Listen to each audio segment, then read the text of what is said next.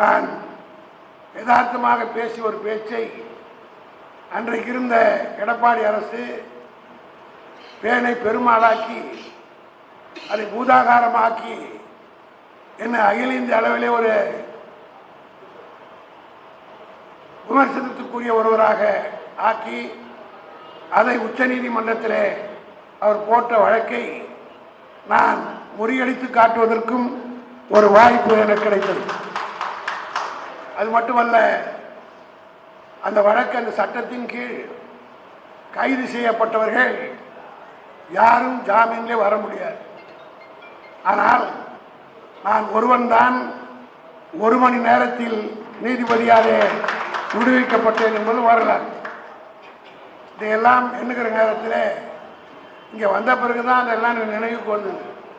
பாண்டி செல்வம் எதை செய்தாலும் அது வில்லங்கமாகத்தான் முடியும் என்பது இங்கே வந்த பிறகும் அது தெரிந்து கொண்டேன். காரணம் என்ன, இதுவும் ஒரு வில்லங்கமாக தான் ஏற்பாடு செய்ய, அது சட்ட ரீதியான வில்லங்கம், இது கட்சிக்குள்ளே ஒரு வில்லங்கமாக அமையக்கூடிய வகையிலே இருந்துவிட்டு, இருந்தாலும் இதெல்லாம் அரசியலில் தகவல். ஒரு மாபெரும் இயக்கம் என்று சொன்னால் அதில் 5 பேரில் ஒன்றாக இருப்பதில்லை. ஆனால் ஒரு அணி நடத்துகிற ஒரு நிகழ்ச்சி என்பது எவ்வளவு முக்கியமானது என்பதை அந்த அணியினுடைய பொறுப்பில் இருக்கிறவர்கள் உணர்ந்து பங்கேற்க வேண்டும் என்பது என்னை போன்றவர்கள் உணர்ந்திருந்த காரணத்தினால்தான். ஆனால் குறிப்பாக அவர் போட்டிருந்தார், சரியாக 6 மணிக்கு துவக்கப்படும் என்று. சரியாக நாங்கள் 5:50க்கு நாஞ்சில் சம்பந்தம் வந்துட்டோம். ஆனால் மண்டபத்தை பார்க்கிற போது எங்கள் 2 பேரையும் தவிர மைக் செட் வச்சவர் மட்டும்தான் இருந்தார்.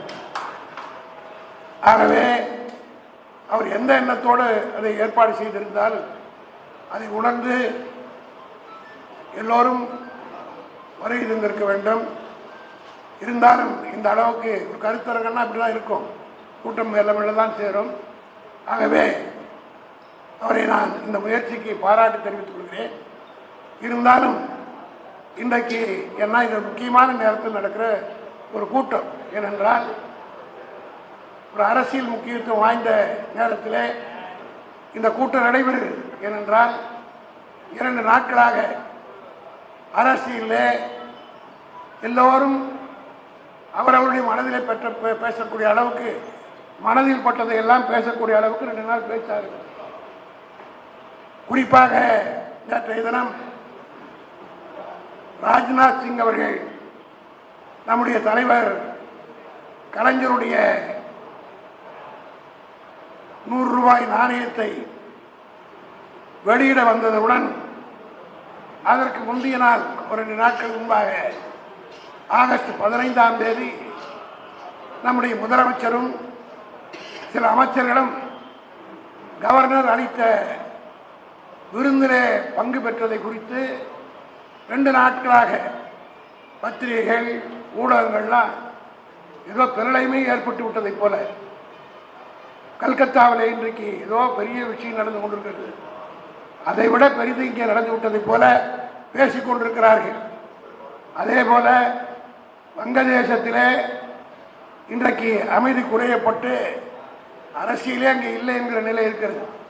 ஆனால் அதை பற்றியெல்லாம் பேசாமல் கலைஞருடைய அந்த நாணயத்தை வெளியிட மத்தியிலே இருந்து ஒரு அமைச்சர் வந்து விட்டார் என்றவுடன் மனதுக்கு வந்தபடி அவன் பேச ஆரம்பிச்சான்.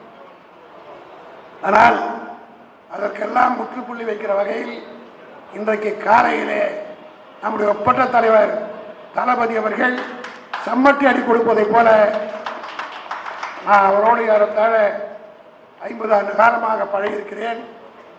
அவர் என்றைக்கும் பேசாத பேச்சை இன்றைக்கு திருமணத்தில் பேசினார். காரணம், எதிரிகள் வைக்கிற பிரச்சாரங்கள் உண்மைகளை காட்டிலும் வதந்திகளுக்கு எந்த அளவுக்கு 2 நாட்களாக எல்லோரும் பேச, எனக்கே 2 நாளாக தொலைபேசியிலே பலரும் நம் மீது அக்கறை உள்ளவர்கள், இந்த இயக்கம் வாழ வேண்டும், இந்த இயக்கத்துக்கு ஒரு சின்ன ஊறு ஏற்பட்டாலும் தாங்கிக் கொள்ள முடியாத, அதாவது சொல்லுவார்கள், ஒரு மரத்துக்கு முக்கியமானது வேர், அது கண்ணுக்கு தெரியாது. ஆக இந்த இயக்கத்தினுடைய வேறாக இருக்கக்கூடியவர்கள் எல்லாம் இந்த மரத்துக்கு ஆபத்து வந்து விடுமோ என்ற அடிப்படையில் என்னிடத்திலே பல பேர் பேசினார்கள்.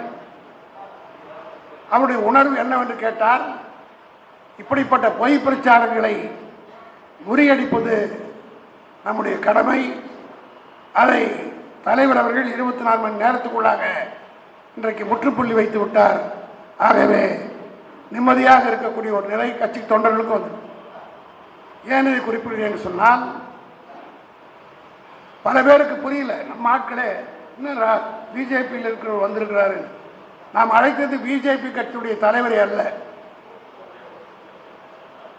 ஒரு நாணயம் வெளியிடப்படுகிறது என்று சொன்னால் அது ஒன்றிய அரசால் வெளியிடப்படுகிறது.